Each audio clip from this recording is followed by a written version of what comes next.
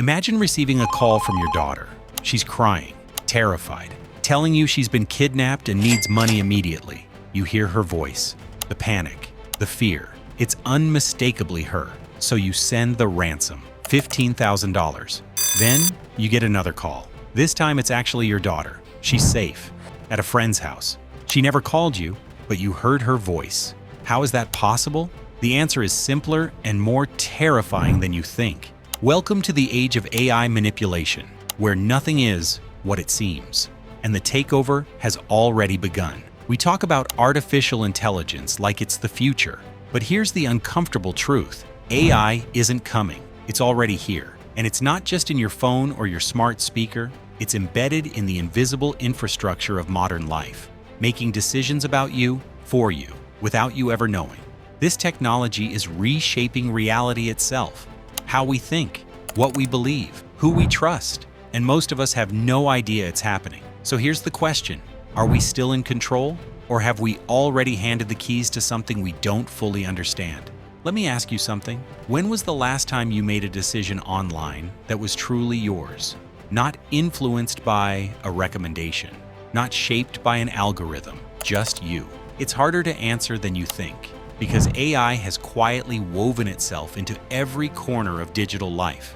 When you apply for a job, AI screens your resume before a human sees it. When you're approved for a loan, an algorithm made that call based on patterns you'll never see. When you scroll social media, AI decides what appears in your feed, not randomly, strategically, based on what keeps you engaged the longest. Here's what most people don't realize. These systems aren't neutral. They're optimized for outcomes, and those outcomes aren't always aligned with your interests. An AI might reject your job application because of where you live, deny your loan because of your shopping history, show you content that makes you angry because anger keeps you scrolling. This is the silent architecture, the invisible hand guiding your choices, and it's operating on a scale we've never seen before. Let's talk about something that sounds like science fiction, but is very much science fact. In 2022, a video surfaced of Ukrainian President Zelensky. In it, he tells his soldiers to surrender to Russia. The video looked real, sounded real, except it wasn't. It was a deepfake, a synthetic creation made by AI. Now here's the scary part. Technology like this is no longer reserved for government agencies or Hollywood studios. Anyone with a decent computer can create convincing fake videos, and the technology improves every single day. Researchers recently tested whether people could distinguish real videos from deepfakes. The success rate? About 50%, a coin flip. Think about what that means. Video evidence in court, a politician's speech, a confession. None of it can be trusted anymore. We're entering an era where seeing is no longer believing. So here's my question to you. If you can't trust your own eyes and ears, what can you trust? Remember that story from the beginning? The mother who almost sent ransom money for a daughter who was never kidnapped? That actually happened in Arizona, 2023. And it's not an isolated incident. AI voice cloning has created an entirely new category of fraud, but it goes deeper than that.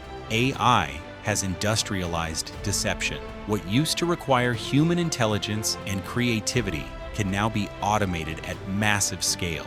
Romance scams where AI bots build relationships over months before asking for money. Phishing emails so well written, they're indistinguishable from legitimate communication. Fake customer service representatives that sound completely human. In 2023, AI-powered scams cost victims over $10 billion globally, and that's just what was reported.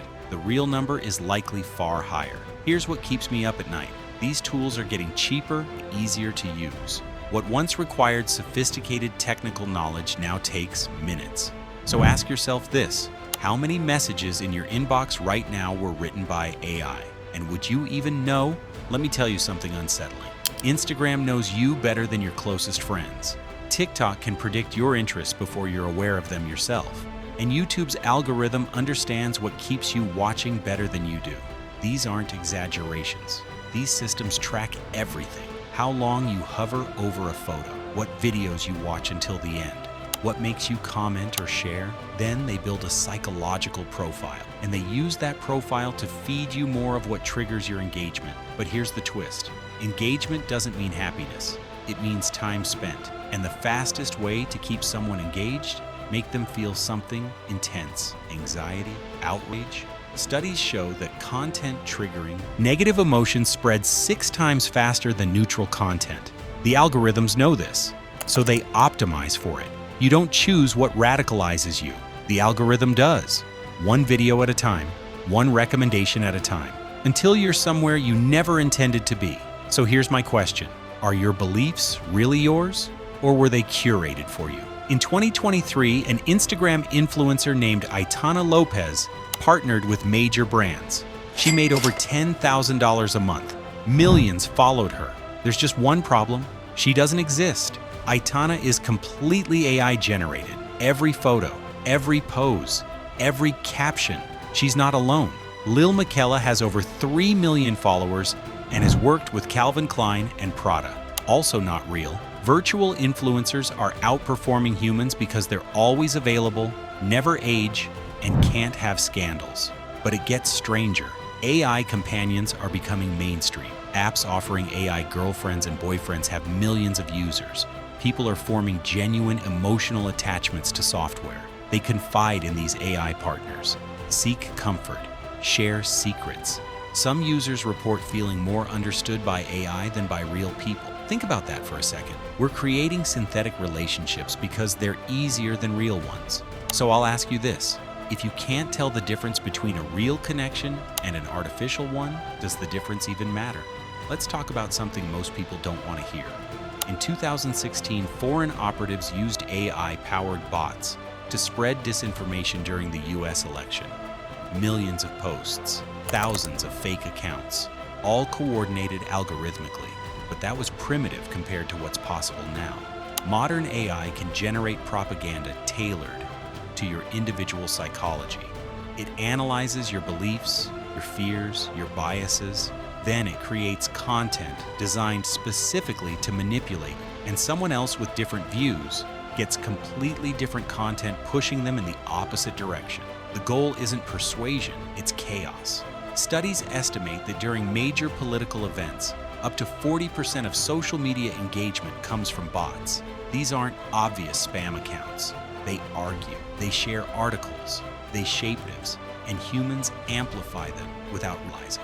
Multiple governments are using AI to wage psychological warfare, not just against foreign adversaries, against their own citizens. Elections are no longer contested with votes alone. They're contested with algorithms designed to manipulate perception on a mass scale. So here's what I want you to think about. How many of your political opinions were influenced by bots? And would you even know if they were? Something fundamental is breaking down. Trust. We used to believe what we saw with our own eyes. Now we question everything. Is that photo real? Is that video authentic? Is that person who they claim to be? A recent study found that 73% of people doubt the authenticity of online content, and they're right to. AI-generated articles flood news sites. Fake reviews manipulate purchases.